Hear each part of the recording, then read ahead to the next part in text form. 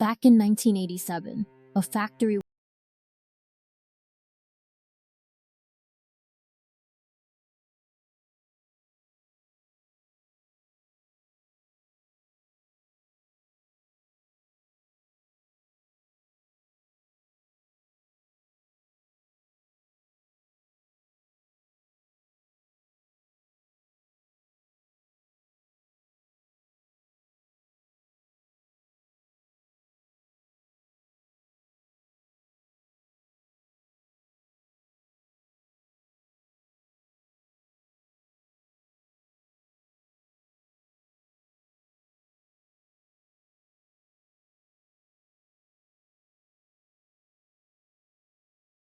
important.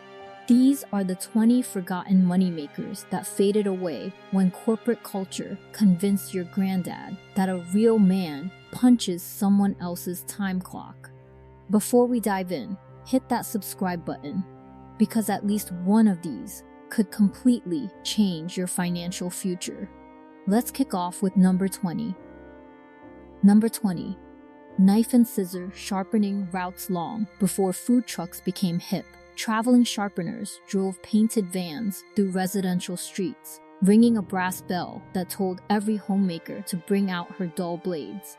By the early 1970s, a skilled sharpener could visit 40 houses per day, asking $2 per knife. That added up to over $400 a week in 1975 dollars, more than $2,000 today. Then stainless steel and disposable blades convinced America that dull was just a fact of life. Here's what they don't advertise. A modern sharpener using a belt grinder, a route through restaurant districts, and a phone card reader can charge $8 to $12 per blade. One operator in Colorado published his books online last year. 86 grand in revenue, 17,000 in expenses, leaving nearly 70,000 in profit, working 3 days a week. Restaurants alone keep these folks fully booked. Your grandfather understood this secret. We completely forgot. Your grandfather's workshop built more wealth than your office cubicle ever will. Number 19. Window screen repair.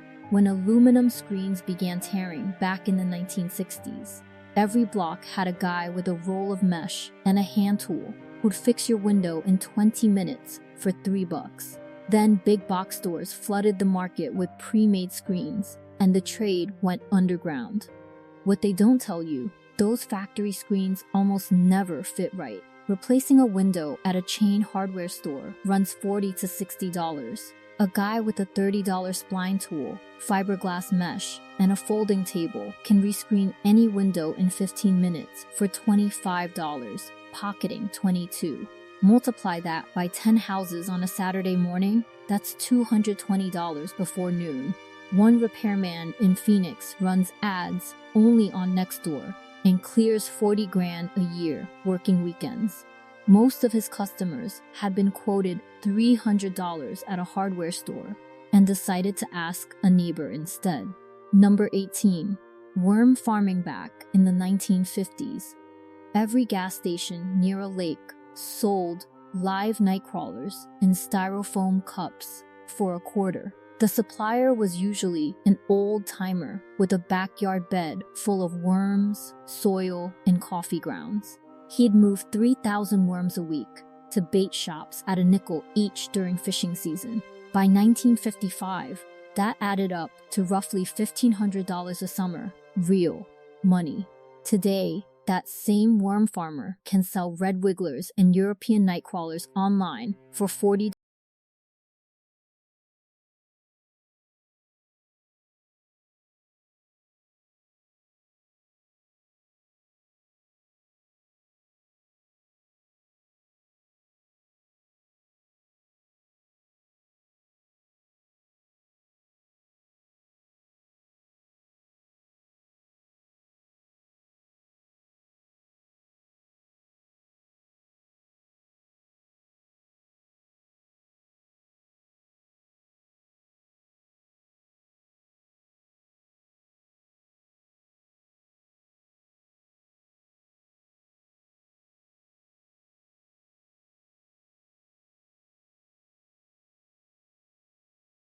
in upstate New York runs 350 delivered. A full cord can hit 900. Here's the math nobody runs. A standing dead tree is often free. A logger's leftover piles are usually free. A used hydraulic splitter costs about $1,500 and lasts 20 years. One guy in Vermont posts his numbers online every year out of spite. Last winter, he sold 72 cords. After fuel and chains, he walked away with $38,000 between October and February, working 3 days a week. He still drives a 30-year-old pickup. He owns his land outright. He retired from a teaching job at 58 because firewood paid better than the school system did. Number 16, vending machine operations now. Things get really interesting. Forget what social media tells you about passive income. Real vending operators, the ones who started in the 1970s, knew this game cold. A single well-placed snack machine in a busy laundromat or auto shop can clear $200 to $300 a month in profit. The forgotten part, you don't need a national distributor. The original vending guys bought candy and chips at wholesale clubs, marked them up 400%, and split commissions with location owners. Modern operators with 20 machines spread across a small city report 60 to 100,000 in annual revenue, with profit margins around 40%. Here's the kicker. The Small Business Administration still classifies vending as one of the most recession-resistant micro-businesses in America. A used machine costs about $400 on Facebook Marketplace. Locations are often free if you pitch it right. Your grandfather's barber probably had one. He probably retired very comfortably. Number 15. Chair caning and wicker repair. Walk into any antique store and you'll see beautiful cane chairs with broken seats sitting unsold for $50. Now look at an upscale furniture restorer's price list. Recaning a single chair seat runs between $175 AND $175 and $400, depending on the pattern. The trade nearly died when plastic furniture took over in the 1970s. But here's the secret. Almost nobody under 60 knows how to do this anymore, and demand is rising fast as mid-century chairs become collectible again. A skilled caner can rebuild a 6-strand pattern in about 3 hours. Materials cost $20 per chair. That's over $100 an hour, sitting in your garage, listening to the radio. One craftswoman in North Carolina has a 6-month waiting list and grosses around $70,000 a year from a converted shed. Online tutorials can teach you the basic 4-strand weave in a weekend. The hardest part is convincing yourself you're allowed to charge what you're worth.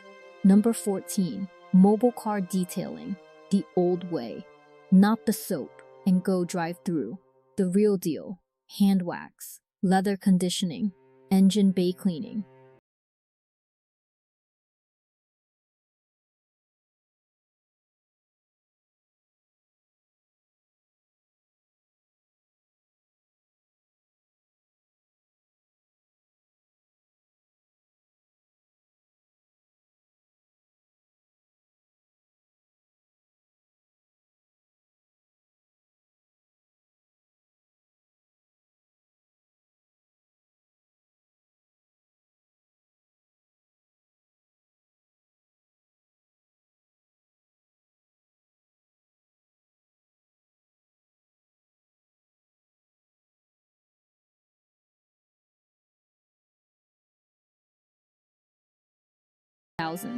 The trade got buried under chain car washes that promised speed.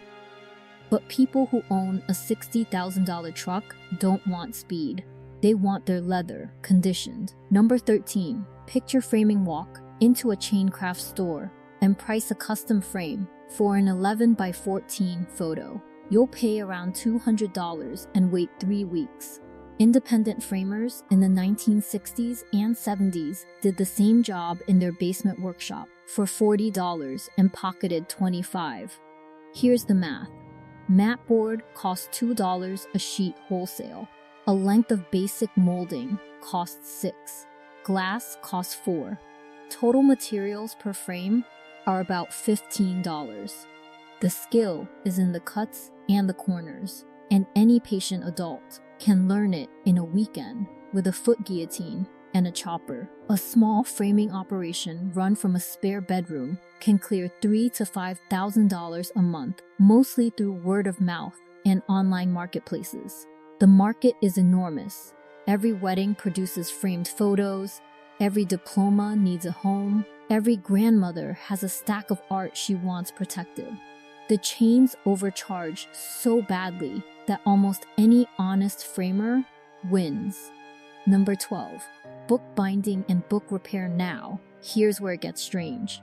In 1955, every American library had a bookbinder on retainer who repaired damaged books for $2 a piece. The trade quietly disappeared as paperbacks took over and libraries started just throwing damaged hardcovers away. But what nobody noticed? The luxury journal market exploded.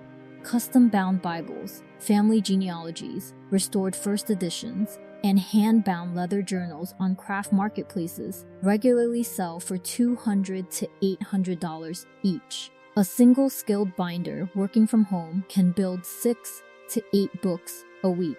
Supplies, leather, board, thread, glue, run about $30 per book. One bookbinder in Oregon, who learned the trade from an uncle, posts her sales numbers every quarter. Last year, she pulled in just over $90,000, working 4 days a week from a small home studio. Here's what should bother you. The American Library Association estimates that fewer than 400 professional bookbinders remain in the United States. The skill ceiling is high, but so is the floor. Number 11. Sign painting and hand lettering before vinyl cutters and computer plotters. Every storefront in America had hand-painted lettering done by a sign painter, charging $2 per letter in 1970. A medium-sized shop window paid him $400 for a day's work. The trade collapsed almost overnight when computer-cut vinyl came in during the 1990s. And then something funny happened. Hipster restaurants and craft breweries decided that vinyl looked cheap. Hand-painted signs are now a status symbol. The going rate for a